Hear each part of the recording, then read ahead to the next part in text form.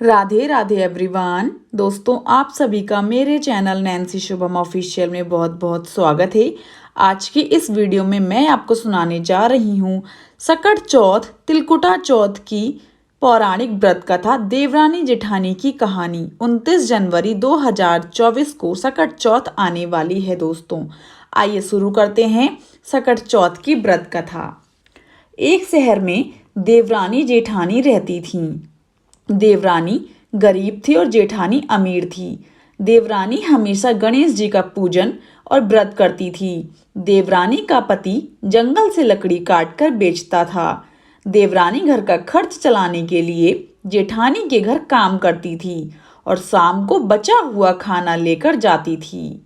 माघ महीने में गणेश जी का व्रत सकट चौथ देवरानी ने रखा। उसके पास पैसे नहीं थे, इसलिए उसने तिल व गुड़ लाकर तिलकुटा बनाया। पूजा करके तिल चौथ की कथा सुनी और जेठानी के यहाँ काम करने चली गई।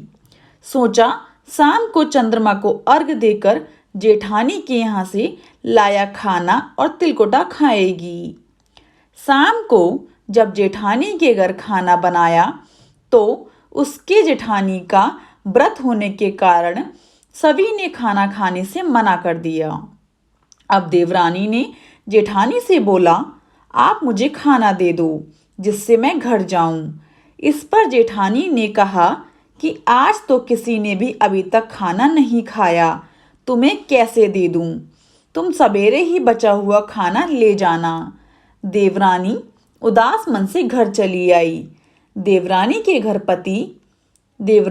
घर पर पति बच्चे सब आस लगाए बैठे थे कि आज तो त्योहार है, इसलिए कुछ पकवान आदि खाने को मिलेगा। लेकिन जब बच्चों को पता चला कि आज तो रोटी भी नहीं मिलेगी तो बच्चे रोने लगे। उसका पति भी क्रोधित हो गया और कहने लगा कि दिन भर काम करने के बाद भी वह 2 रोटियां नहीं ला सकती। वह बेचारी गणेश जी को याद करती हुई रोते रोते पानी पीकर सो गई। उस दिन सकट माता बुढ़िया माता का रूप धरकर देवरानी के सपने में आईं और कहने लगीं, सो रही है या जाग रही है? वह बोली, कुछ सो रही हूँ, कुछ जाग रहे हैं। बुढ़िया बोली, भूख लगी है, खाने के लिए कुछ दे।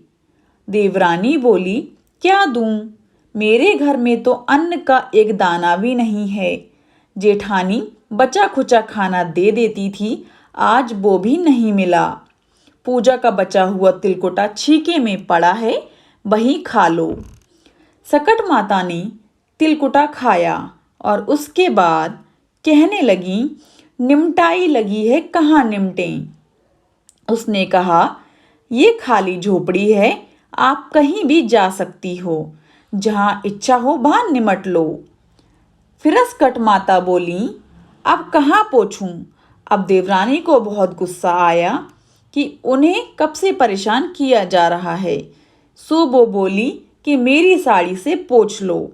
देवरानी जब सुबह उठी तो यह देखकर हैरान हो गई कि पूरा घर हीरों और मोतियों से जगमगा उठा है। उस दिन देवरानी जेठानी के घर काम करने नहीं गई।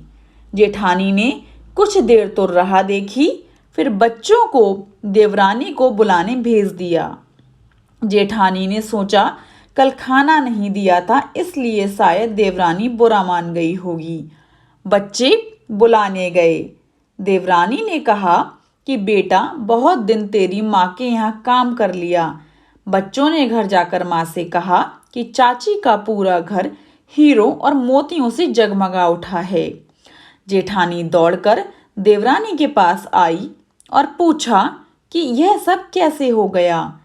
देवरानी ने उसके साथ जो हुआ वह सब कह डाला। उसने भी वैसा ही करने की सोची। उसने भी सकट चौथ के दिन तिलकुटा बनाया। रात को सकट माता उसके भी सपने में आई और बोली, भूख लगी है, मैं क्या खाऊं? जेठानी ने कहा कि आपके लिए छीके में रखा है, फल और मेवे भी रखे हैं, जो चाहे खा लो। सकट माता बोली, अब निपटे कहाँ। जेठानी बोली, मेरे इस महल में कहीं भी निपट लो। फिर उन्होंने बोला कि अब पोंछूं कहाँ। जेठानी बोली, कहीं भी पोंछ लो। सुबह जब जेठानी उठी तो घर में बदबू, गंदगी के अलावा कुछ नहीं था। हे सकट माता, जैसे आपने देवरानी पर कृपा की वैसे सभी पर करना।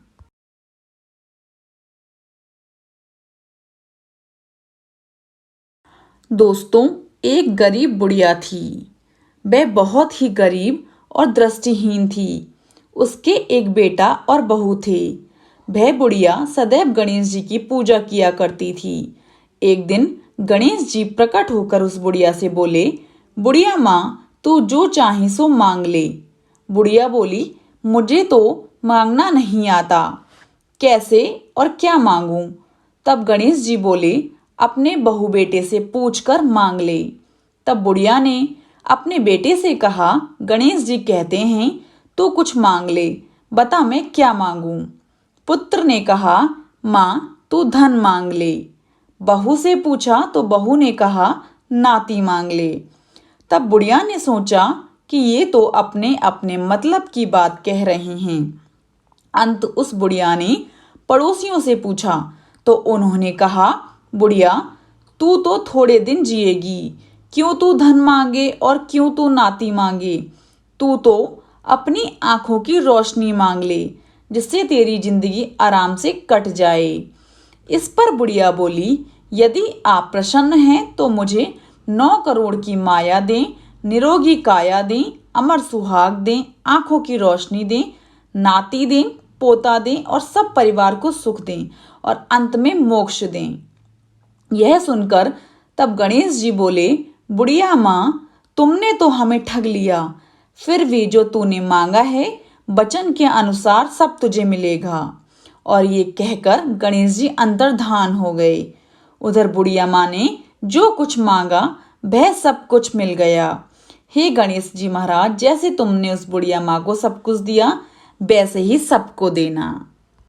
लाइक, शेयर एंड सब्सक्राइब करना बिल्कुल भी ना भूलें and also press the bell icon ताकि मेरी कोई भी वीडियो आए आपको नोटिफिकेशन तुरंत मिल जाए। आप सभी को सकट चौथ व्रत की हार्दिक शुभकामनाएं। राधे राधे एवरीवन।